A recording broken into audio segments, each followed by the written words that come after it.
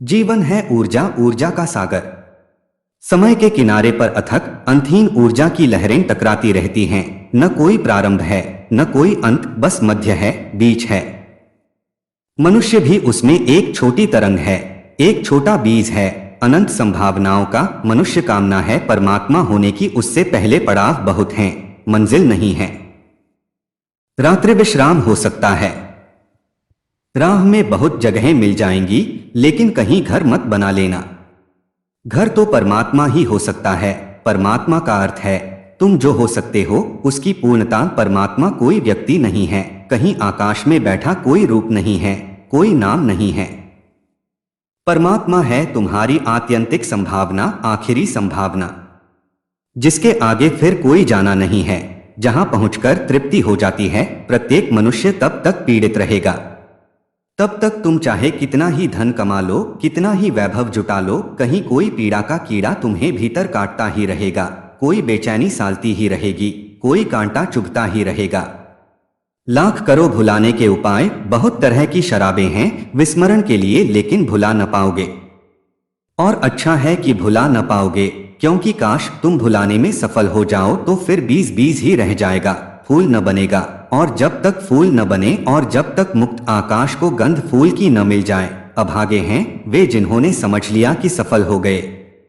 धन्यभागी हैं वे जो जानते हैं कि कुछ भी करो असफलता हाथ लगती है, क्योंकि ये ही वे लोग हैं जो किसी न किसी दिन कभी न भी परमात्मा तक पहुंच जाएंगे। परमात्मा तक पहुंचे बिना कोई तृप्ति संभव नहीं है। ऊर्जा के तीन रूप हैं, एक तो बीज रूप है, कुछ भी प्रकट नहीं है। फिर वृक्ष रूप है, सब कुछ प्रकट हो गया है, लेकिन प्राण अप्रकट हैं। फिर फूल रूप है, फिर प्राण भी प्रकट हुआ। फिर वह अनूठी अपूर्व गंध भी आ गई, पंखुड़ियां खिल गईं और खुले आकाश के साथ मिलन हो गया, अनंत के साथ एकता हो गई। साधारणतः बीज का अर्थ है कामना, वृक्ष का अर्थ है प्रेम, फूल का अर्थ है भक्ति। जब तक तुम बीज में हो तब तक काम वासना में रहोगे, जब तुम वृक्ष बनोगे तब तुम्हारे जीवन में प्रेम का अवतरण होगा, और जब तुम फूल बनोगे तब भक्ति। शरीर तो बहुत स्थूल है, उसका पता चल जाता है, उसके लिए किसी बुद्धिमत्ता की जरूरत नहीं है।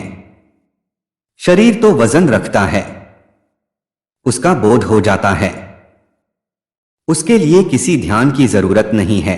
मन की भी थोड़ी झलक तुम्हें मिल जाती है, क्योंकि मन स्थूल और सूक्ष्म के मध्य में है, शरीर से भी जुड़ा है, आत्मा से भी। शरीर की तरफ से थोड़ी सी खबरें मन की मिल जाती हैं, क्योंकि एक धागा शरीर के तट से जुड़ा है, लेकिन आत्मा की तुम्हें कोई खबर नहीं मिलती। आत्मा कोरा शब्द मालूम होता है, आत्मा शब्द सुनने से ही तुम्हारे भीतर कोई घूंघर नहीं बजते, आत्मा शब्द सुनने से ही बेचैनी सी होती है। शब्द बेबूझ है, भाषा कोश का अर्थ तो पता है, जीवन के कोश का कुछ अर्थ पता नहीं। शरीर के साथ जुड़ी है कामवासना, कामवासना स्थूल है, शरीर शरीर को मांगता है। कामवासना का अर्थ शरीर अपने से विपरीत शरीर को मांगता है, क्योंकि एक किनारा अधूरा है, दूसरे किनारे की चाह पैदा होती है।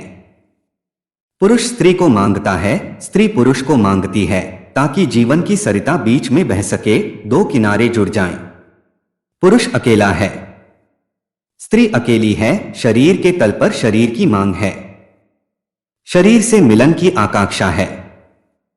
क्षण भर का मिलन हो भी जाता है, क्षण भर को शरीर शरीर में डूब जाते हैं और खो भी जाते हैं, लेकिन बस क्षण भर को, उससे पीड़ा मिटती नहीं, गहन हो जाती है। उस मिलन के बाद बड़ा गहरा विषाद हो जाता है, क्योंकि मिलन के बाद गहरा विछोह होता है।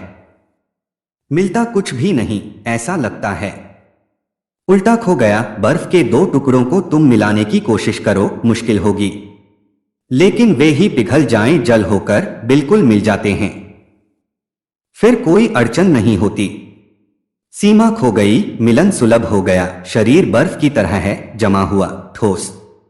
ऊर्जा वही है, पिघल जाए तो मन बनता है। मन जल की तरह है, सीमा तो है, लेकिन तरल सीमा है, ठोस नहीं। तुम मन को कैसा भी ढालो, ढल जाता है। शरीर को कैसा भी ढालो तो न ढलेगा। मन को कैसा भी ढालो ढल जाएगा। मन तरल है। मन प्रतिपल बदलता रहता है। उसकी तरलता अनूठी है। काम वासना है शरीर जैसी और शरीर की, प्रेम है मन जैसा और मन का प्रेम की मांग शरीर की मांग से ऊपर है। प्रेम कहता है दूसरे का मन मिल जाए। प्रेम करने वाला वेश्या के द्वार पर न जाएगा। यह बात ही बेहूदी मालूम पड़ेगी। यह बात ही संभव नहीं है। यह सोच भी बेहुदा मालूम पड़ेगा। लेकिन कामवासना से भरा व्यक्ति वेश्या के घर चला जाएगा। शरीर की ही मांग है। शरीर खरीदा जा सकता है, मन खरीदा नहीं जा सकता। शरीर जड़ है, मन थोड़ा थोड़ा चेतन है, इसलिए इतना नीचे नहीं उतरा जा सकता कि खरीद और बेच की जा सके। मन प्रेम मांगता है, कोई जो अपना सर्वस्व देने को तैयार हो, बिना किसी शर्त के मन अपने को किसी को दे देना चाहता है, बेशर्त लुटा देना चाहता है। मन की मांग प्रेम की है। जब दो मन मिलते हैं तो जो रस पैदा होता है उसका नाम प्रेम है। जब दो शरीर मिलते हैं तो जो रस पैदा होता है उसका नाम काम है।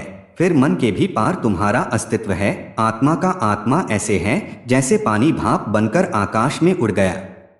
पानी ही है, लेकिन अब तरल सीमा भी न रही। अब कोई सीमा न रही, आकाश में फैलना हो गया। अदृश्य हो जाती है भाप, थोड़ी दूर तक दिखाई पड़ती है, फिर खो जाती है। आत्मा अदृश्य है। भाप जैसी आत्मा की तलाश किसकी है? शरीर मांगता है शरीर को, मन मांगता है मन को, आत्मा मांगती है आत्मा को। शरीर और शरीर के मिलन से जो रस पैदा होता है क्षणभंगुर, उसका नाम का। मन और मन के मिलन से जो रस पैदा होता है थोड़ा ज्यादा स्थायी, जीवन भर चल सकता है। आकांक्षा तो मन की होती है कि जीवन के पार भी चलेगा। प्रेमी कहते हैं मौत हमारे प्रेम को न तोड़ पाएगी। अगर प्रेम जाना है तो प्रेमी कहता है कुछ हमें छुड़ा न पाएगा। शरीर मिट जाएगा तो भी हमारा प्रेम नष्ट न होगा। यह कामना ही है, लेकिन मन थोड़ा ज्यादा दूरगामी है। शरीर से उसकी सीमा थोड़ी बड़ी है। फिर आत्मा है, शाश्वत की मांग है उसकी, उससे कम पर उसकी तृप्ति नहीं। क्षणभंगुर को भी क्या चाहना? अंधेरी रात में क्षण भर को बिजली चमकती है, फिर अंधेरा और अंधेरा हो जाता है। दुख ही बेहतर है। दुख की दुनिया में क्षण भर को सुख का फूल खिलता है, दुख और दूभर हो जाता है, फिर झेलना और मुश्किल हो जाता है। आत्मा मन के प्रेम को भी नहीं मांगती, क्योंकि मन तरल है। आज किसी से प्रेम किया, कल किसी और के प्रेम में पड़ सकता है। मन का कोई बहुत भरोसा नहीं है। जब प्रेम में होता है तो ऐसा ही कहता है, अब तेरे सिवाय किसी को कभी प्रेम न कर सकूंगा, अब तेरे सिवाय मेरे लिए कोई और नहीं। मगर ये मन की ही बातें हैं। मन का भरोसा कितना? आज कहता है कल बदल जाए, अभी कहता है अभी बदल जाए। मन पानी की तरह तरल है। आत्मा की मांग है शाश्वत की, चिरंतन की, सनातन की। आत्मा की मांग है आत्मा की आत्मा, और आत्मा के मिलन पर जो रस पैदा होता है उसका नाम भक्ति है। शरीर की सीमा है ठोस, मन की सीमा है तरल। आत्मा की कोई सीमा नहीं, काम क्षणभंगुर है। प्रेम थोड़ा दूर तक जाता है, थोड़ा स्थायी हो सकता है। भक्ति शाश्वत है। काम में शरीर और शरीर का मिलन होता है, स्थूल का स्थूल से, मन में सूक्ष्म का सूक्ष्म से, आत्मा में निराकार का निराकार से। भक्ति निराकार का निराकार से मिलने का शास्त्र है। ऐसा समझो कि तुम अपने घर में बैठे हो, द्वार खिड़कियां बंद करके, रोशनी नहीं आती सूरज की भीतर, हवा के झोंके नहीं आते, फूलों की गंध नहीं आती, पक्षियों के कलरव की आवाज नहीं आती, तुम अपने में बंद बैठे हो। ऐसा शरीर है। द्वार दरवाजे सब बंद, फिर तुमने द्वार दरवाजे खोले, खिड़कियां खोली, हवा के नए झोंकों ने प्रवेश किया, सूरज की किरणें आईं, पक्षियों के गीत गूंजने लगे, आकाश की झलक मिली। ऐसा मन है, थोड़ा खुलता है।